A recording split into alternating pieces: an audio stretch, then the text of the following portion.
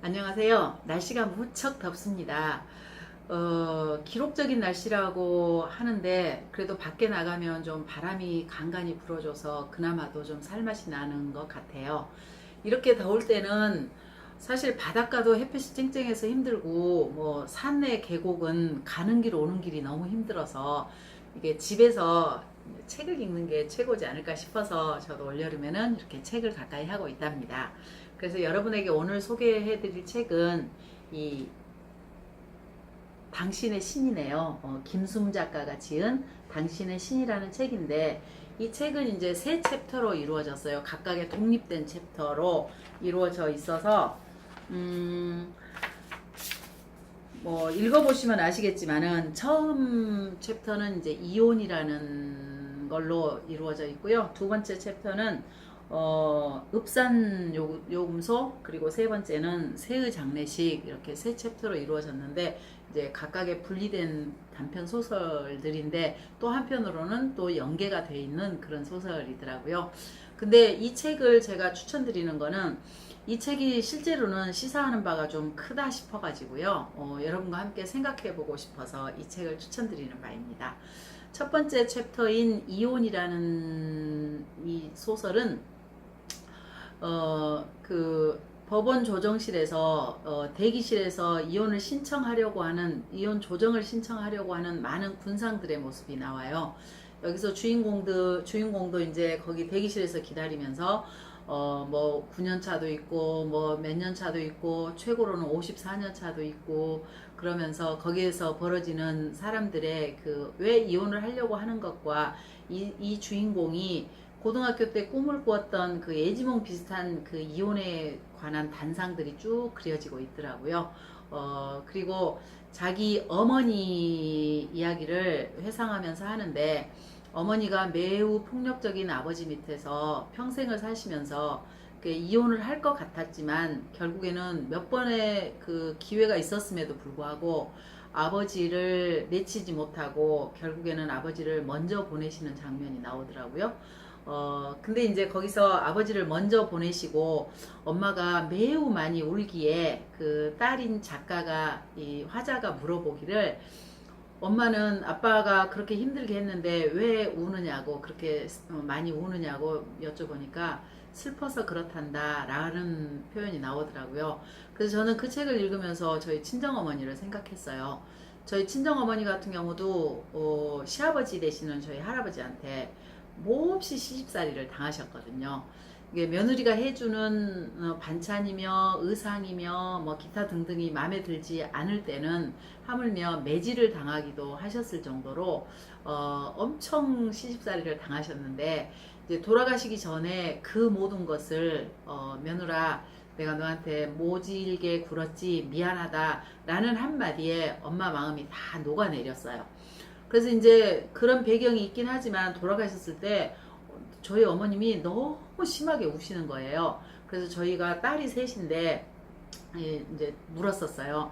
그렇게 시집살이 시키던 그 시아버지가 돌아가셨는데 엄마 그렇게 슬퍼요? 그렇게 울었어요. 물었어요. 그랬더니 그 엄마 하시는 말씀이 한 번 가면 다시는 그 사람이 좋건 나쁘건 간에 못 보는 것이기 때문에 슬픈 거란다. 그렇게 말씀을 하셨거든요. 그래서 이게 그러니까 죽어서 이별하는 것이라는 게 이런 거구나.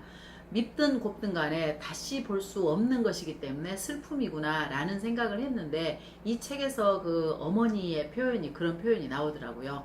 그런 것에 비해서 이혼이라는 것은 사실 살아서의 이별이잖아요. 살아서의 이별인데 그게 다시 볼 수도 있고 보지 못할 수도 있지만 어찌됐든 간에 그 각각의 형편 사정에 따라서 때로는 좋았던 기억들은 다 사라지고 악감정만 남아서 헤어지기도 하고 또 때로는 그 경제적으로 너무 힘들어서 심리적으로 너무 힘들어서 여러 상황들이 있을 것 같습니다.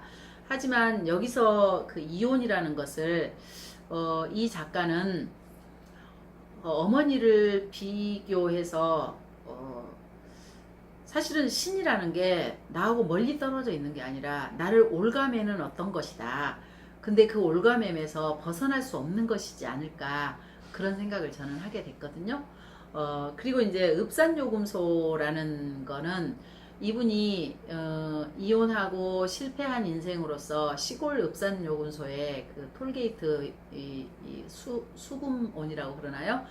톨게이트 그 박스 속에 들어있는 그 직장을 갖고 있는 사람인데, 그분이 오고 가는 모든 사람들의 군상과 또 톨게이트를 지나면 조금 떨어진 곳에 요양원이 있고, 그 요양원에서 결국에는 장례를 치르게 되는, 장례 행렬을 보게 되는 소설이더라고요.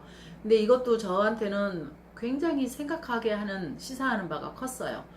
우리들의 삶이 어쩌면 늘 들고 날고 쳇바퀴 돌듯이 돌다가 어느 순간에 보면 요양원에 가 있고, 그 요양원에서 결국에는 제대로 된 삶을, 자기의 의지의 삶을 누리기보다는 연명하면서 결국에는 이 세상을 하직하는, 그래서 또 장례 행렬이 지나가고 나면 또 새로운 사람들이 또 들고 날고 하면서 인생이 이어지는 건 아닌가, 그런 생각을 하게 됐습니다.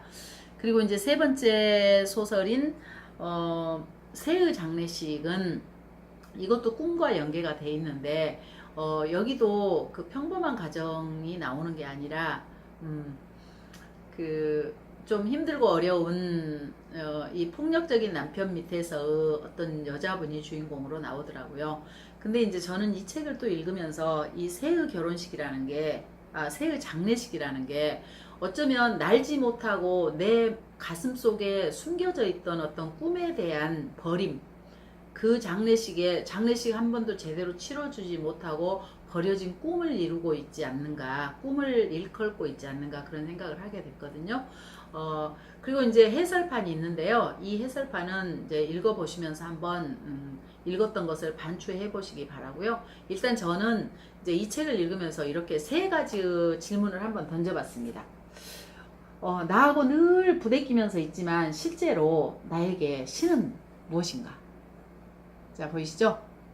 그리고 두 번째는, 이 읍산요금소처럼 당신들은 또는 나는 날마다 어떤 입구와 출구, 인생의 입구와 출구를 지나면서 뱅뱅 돌고 있는가? 자, 그리고 세 번째는 좀 전에도 말씀드렸지만, 이게 마음속에 또는 꿈속에 이 십자매라는 나의 이 날개를 날지 못한 이 꿈이 있었는데, 그 꿈이 나도 모르게 장례식을 치르지 못한 채 사라져 버리고 있진 않았나, 그런 걸 한번 생각해 봤으면 어떨까 하는 생각을 했습니다. 오늘 또 무척 37도네 8도네 그러는데요.